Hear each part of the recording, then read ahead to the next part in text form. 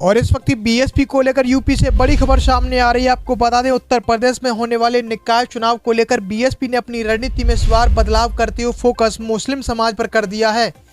दरअसल 2022 के विधानसभा चुनाव में मुस्लिम वोट बैंक समाजवादी पार्टी की ओर खिसक गया था, जिसके चलते बसपा केवल एक सीट पर सिमट कर रह गई थी।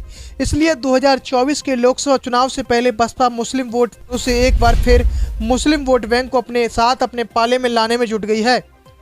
उत्तर प्रदेश में होने वाले निकाय चुनाव 2 चरणों में होंगे। पहले चरण के लिए 4 मई को, जबकि दूसरे चरण के लिए 11 मई को वोट डाले जाएंगे। 13 मई को वोटों की गिनती होगी। पहले चरण के लिए नामांकन की प्रक्रिया पूरी हो गई है और पहले चरण में 10 नगर निगमों में वोट डाले जाएंगे। इस बार बसपा का फोकस मुस्लिम वोट बैंक पर है, इसलिए बसपा ने अपने पहले चरण के जो 10 मेयर पद के उम्मीदवार घोषित किए हैं, उसमें 60% मुस्लिम समाज से आने वाले उम्मीदवारों को मेयर का टिकट दिया है। यानी बसपा साफ तौर पर यह मैसेज दे रही है कि मुस्लिम समाज की अगर किसी को सबसे ज्यादा फिक्र है तो वह बहुजन समाज पार्टी ही है। हालांकि इस बार ऐसा पहली बार हुआ है जब बीजेपी ने भी बड़ी संख्या में मुस्लिम समाज और उसमें भी खासतौर से पसमानदा समाज से आने वाले लोगों को अलग अलग पदों के लिए उम्मीदवार बनाया है। लेकिन अगर बीएसपी की बात करें तो पहले जो 10 टिकट मेयर के घोषित हुए, उसमें फिरोजाबाद में बीएसपी ने रुखसाना बेगम को, सहारनपुर में खादीजा मसूद को, लखनऊ में शाहीन बानो को, प्रयागराज में सईदा अहमद को, मुरादाबाद में मोहम्मद यामीन को और मथुरा वृंदावन में राजा मोहतासिम अहमद को मेयर पद का उम्मीदवार बनाया है। इतना ही नहीं, मेरठ में भी बसपा ने हसरत मलिक को उम्मीदवार बनाया है।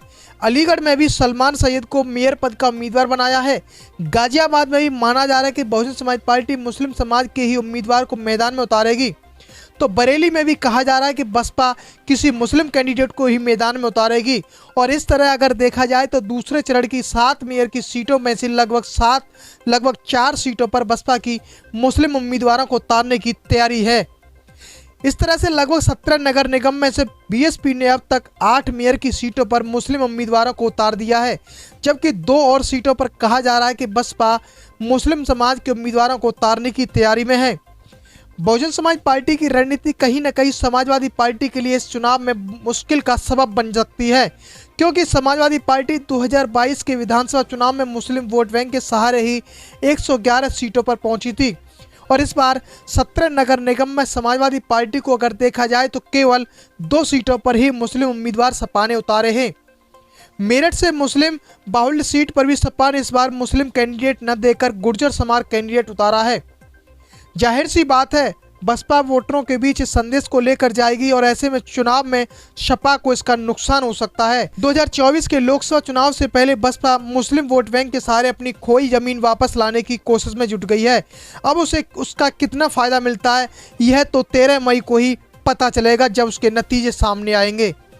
इस खबर को देखने के बाद क्या है आपकी राय, नीचे दिए गए कमेंट बॉक्स में दीजिए अपनी राय। ऐसी तमाम बड़ी खबरों को देखने के लिए जुड़े रहिए हमारे साथ। खबर अच्छी लगे तो लाइक कीजिए और शेयर कीजिए और हाँ, चैनल को सब्सक्राइब कर घंटे वाली बटन को दबाना ना भूलिए। फिर आते हैं आपके बीच कुछ खास खबरों के साथ।